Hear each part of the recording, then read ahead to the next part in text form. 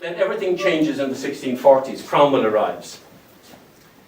And there's a rebellion in 1641 and it's put down and the Cromwellians overwhelm the country.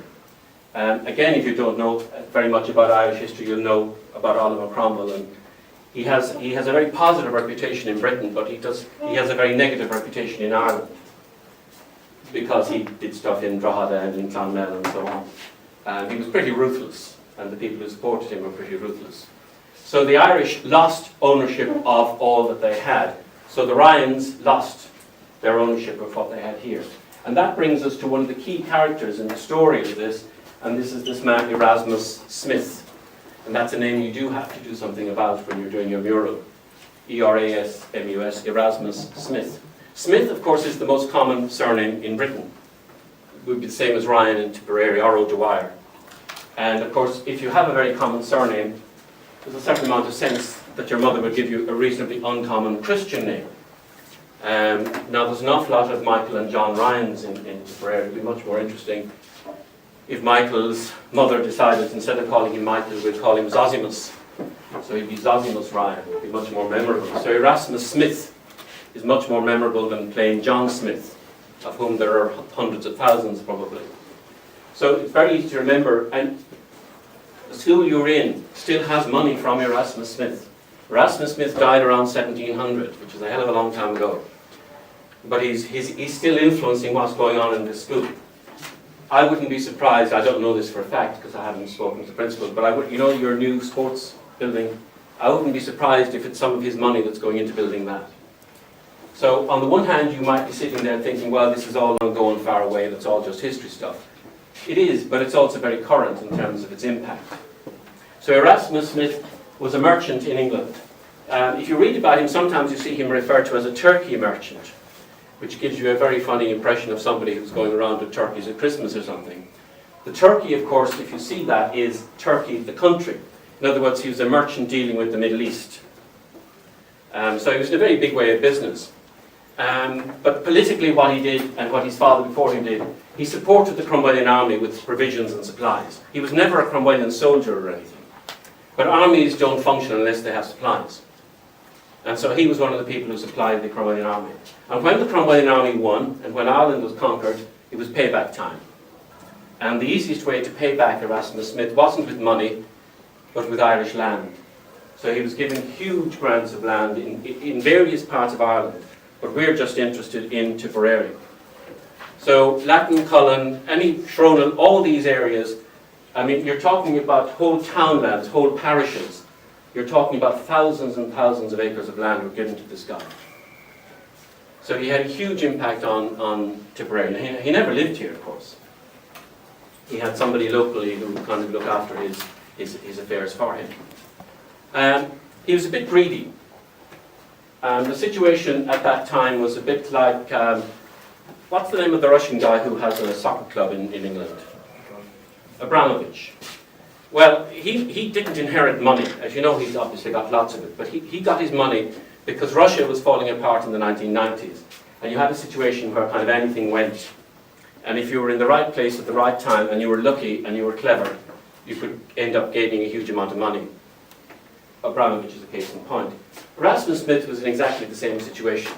When everything was kind of up for grabs, he was in the right place at the right time, and was greedy, and had enough nerve, and ended up incredibly wealthy. Now, he kind of pushed things a little too far and was too greedy. And he knew that the officials, the government, were beginning to look a little bit, you know, maybe he has too much money. So he decided he'd better do something, and so what he did was, he said, right, I'll give some of my wealth and set up a charity. And that looks good. Rich people always like to give money to charity, it makes them look good. That's still true today, and it was true then. So what he said was he would set up an educational charity. And to fund it, he would give land, not money, he would give land. And the funding would be that the land obviously would be farmed by people, and they would pay rent for their farms, and so you'd have the income from their rent. And that would be how you would fund it. So he gave about 10,000 acres for his educational charity. And he wasn't going to be running it, of course. He set up a kind of trustees, basically people who were wealthy and who were like the Archbishop and this Lord this and that, So you had a committee in Dublin, and they would administer it. So once he had set it up, it had nothing more to do with him. He didn't have any ownership of it. It was a charity, and it had legal status.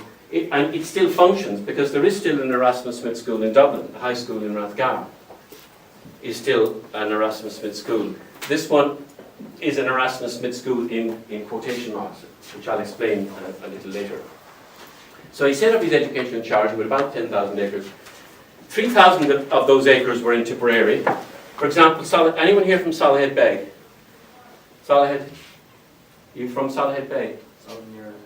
Well, Erasmus Smith owned Salahead Bay. That entire area was part of. So anybody who was in Salahead Bay was basically had a farm on Abbey land. He had about 4,000 acres in Limerick, and then the other 3,000 elsewhere. So about 10,000 acres to set up this. And so he set up, so that was what was going to fund his charity, the income from 10,000 acres. You understand? That would be divided into farms. People would rent the farms. Nobody owned farms, then you rented it. So you had to pay rent, and that was your income. So he set up 3 schools. One in Tipperary, one in Drogheda, and where was the third one? In Galway. Yes, those were the 3. Tipperary, Galway, and the only one that's still functioning on its original site, of course, is this one. The Drogheda school is gone, and the Galway school is gone. There is a Dublin Erasmus Smith school functioning, but it's in entirely new premises. So they can't say, you know, we've been here for 700 years, or our history goes way back. So his school was set up here about in the 1670s on this site, the Abbey site. Again, as you're looking at this school, if you stand in Abbey Street and look at this school, his building was kind of to the left of the school, where there's a handball alley, isn't there? Is that still there, the handball? That kind of area was where his school was. It would not have been a very big building, because when it functioned as a school, which it did through to 1922, at very most you would have had maybe 100 pupils, that kind of number. Sometimes you might have only had a few dozen. And most of them were boarding. So don't think in terms of a kind of a modern school which could have hundreds and hundreds and hundreds of people.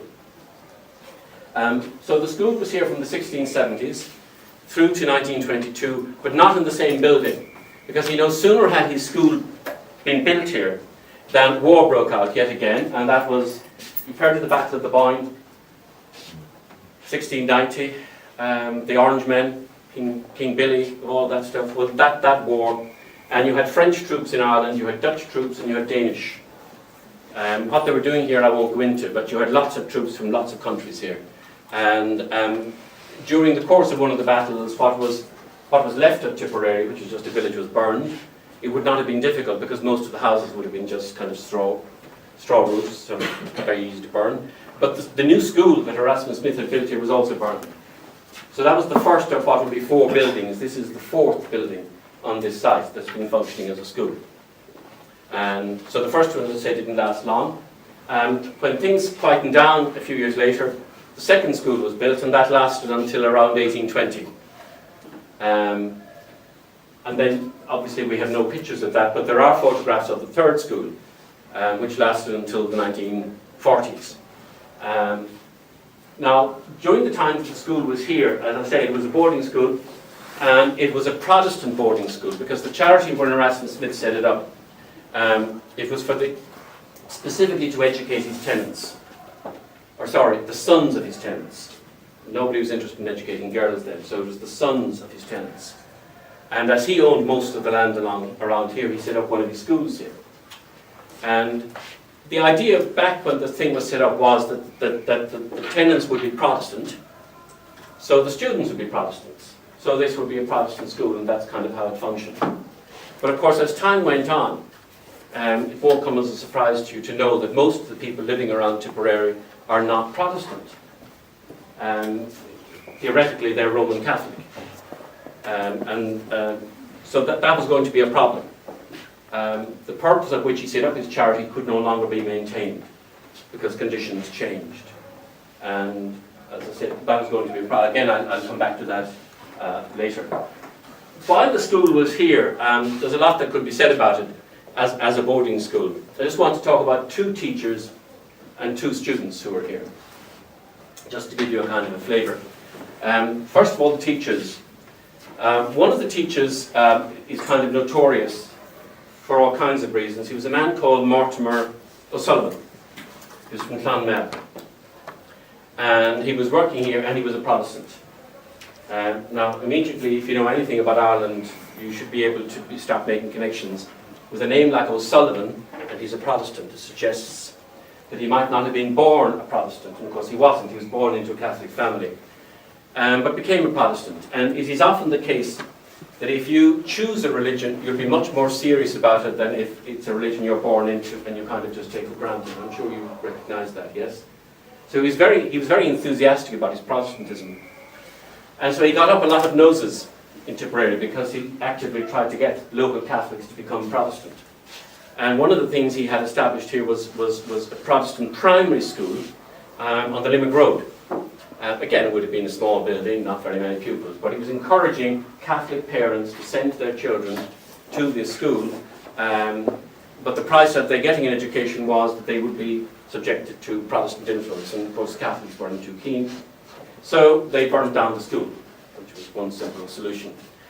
So in the few years that O'Sullivan was here, he was very much, and he also wrote a lot of stuff which wasn't very complimentary to Catholics, so he kind of stirred the pot. One of the things that he made life very difficult for the school, because quite often for the school to survive here, they needed Catholic pupils to come. There just simply weren't enough Church of Ireland Protestant students to come to make the school viable. And local people, if they had some money, like local shopkeepers, the bigger shopkeepers in the town, because there were no Christian Brothers here. The Christian Brothers didn't come here until the 1860s. And so before that, if you were reasonably well off and you wanted to provide education for your son, how were you going to do it? Well, you could send him down here. And one of the things that might encourage you to send him down here was if there were some Catholic teachers here. And so this guy O'Sullivan stirring the pot really wasn't going to encourage any Catholic parent to send a student here. So they'd get rid of O'Sullivan, and say he wasn't here very long, but he's famous for all kinds of reasons. His period in the Abbey is just a small part of a much more interesting career. As I say, he's one teacher. A second teacher, and the one I think is much more interesting, is a man called Thomas Gearan. Gearan is a local name. He's from the Glen of Aherlow. Just cases. I don't suppose anybody here named Gearan, no? G-U-E-R-I-N. You know the name, yes? It's a reasonably. I mean, there are Gearans still around Tipperary. His father was a farmer. He was born around 1818. So we're talking before the famine. And there was no question if he'd come in here as a student. But he was obviously very clever. No Christian Brothers. So if you're clever, and if you have parents who want you to get an education, how would you get it? Well, you've heard of hedge schools. The term is a bit misleading, because if you say hedge school, people think of people going to school in a ditch somewhere. A hedge school was simply an unofficial school. It could be held anywhere. It could be held in a cow barn. It could be held in somebody's back room. It could be held in rented premises. It could be held above a pub. Anywhere, if you had somebody who had some knowledge to impart, and you set yourself up in business, and people would come and they would pay you to teach them, whatever. It might be language, it might be maths, whatever your kind of speciality was. So Gearan spent his time, from when he was about 6 or 7, he obviously was very bright, going to about 20 different hedge schools in West Tipperary and East Limerick, getting an education. Now his big thing was maths. And so he would hear that over in County Limerick there's this guy and he's very good in geometry. So he would go and he would get lodgings and he would stay with him for a few weeks or a few months, until he had figured that he'd learned all he could learn. And then he'd move on somewhere else. It's worth thinking about, because all of you have education handed to you on a plate, and very often I'm sure you probably don't appreciate it. Nobody has to go through any hardship for you to get an education. When you think of what he had to go through, because he wanted to learn stuff, and as I said, maths was particularly his thing. He was in one of his labs, because this stage now he was in his late teens, and he was in a school in Ula. But at this stage he was running out of schools to go to, basically. And he heard they were looking for somebody here in the Abbey, a Catholic. And his kind of reputation had spread that this guy was really bright. And so anyway, eventually he ended up here as a teacher in the early 1840s, just before the famine. His problem, of course, was that he wasn't going to be very well paid because he had no paper qualifications. The other teachers here would have all degrees from Trinity, because he was probably brighter than any of them, but of course he had no. And the plan was that in some way he would go to Trinity, and the school here might, because it would suit the school to have a really good teacher, which he clearly was, and he was a Catholic, which was helpful. But again, there's all kinds of ramifications to this, and I've written about it somewhere else, but eventually he decided he was going to emigrate, just like so many others. Now this is before the famine, emigration during and after the famine. So anyway, just to cut a very long story short, he emigrated to Canada. Now, given the nature of the education he had, the most prestigious university in Canada is McGill University in Montreal. It's Canada's #1 university. And within a very few years, this guy, and I've explained how he got his education, he ended up as professor of mathematics in McGill University. So he was obviously extraordinarily bright when you think of the kind of education that he had. And as I say, of the teachers who were here during that Erasmus Smith period, he's the one who I think is most interesting.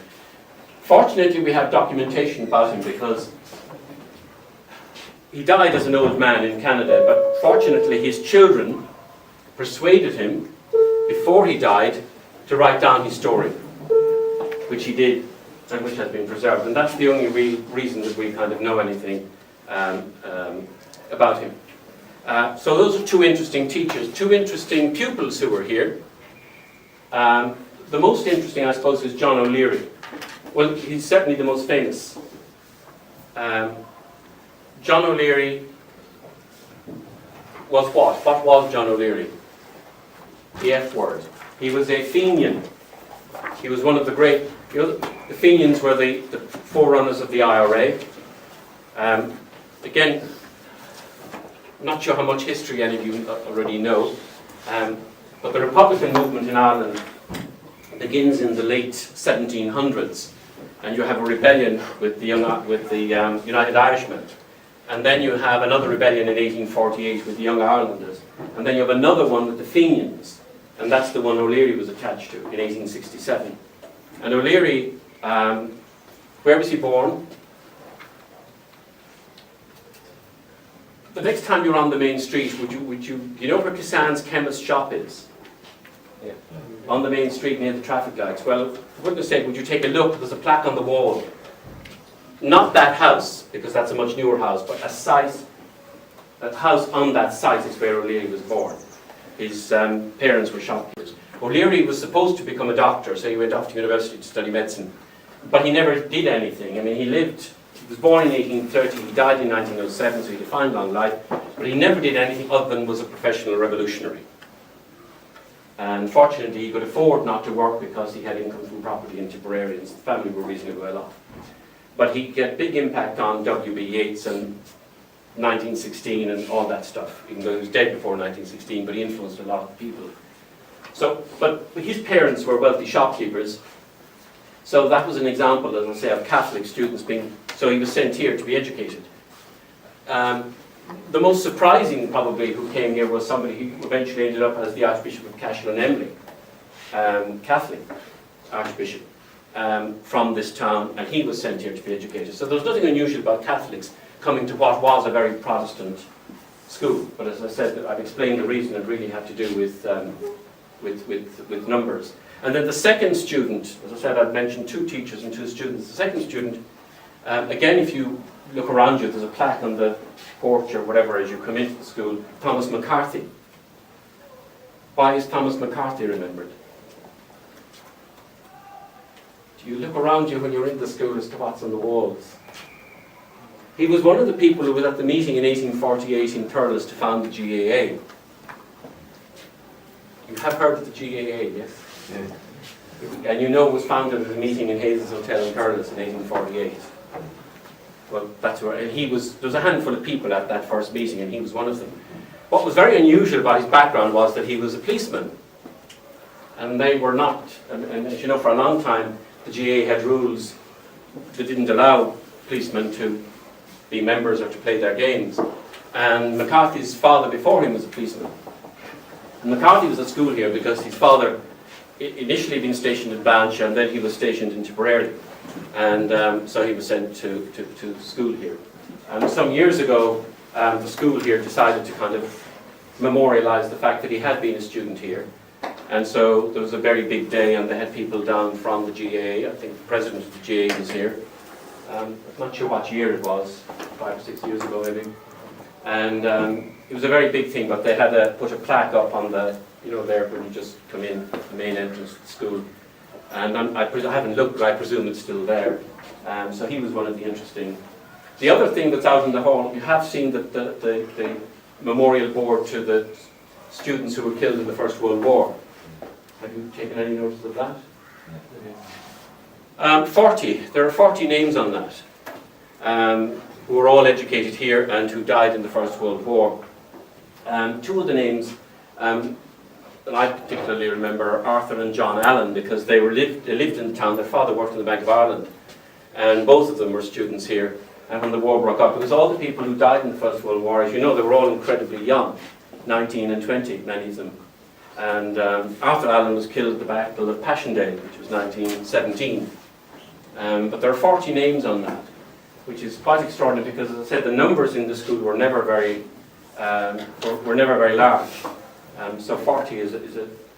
So from what I'm saying here, over the next few days, you might actually look at that memorial board if you've never looked at it before, and just look at the names and look particularly at the ages of the students. 1916, I'm sure, we're coming close to 1922, which is the end of the boarding school period.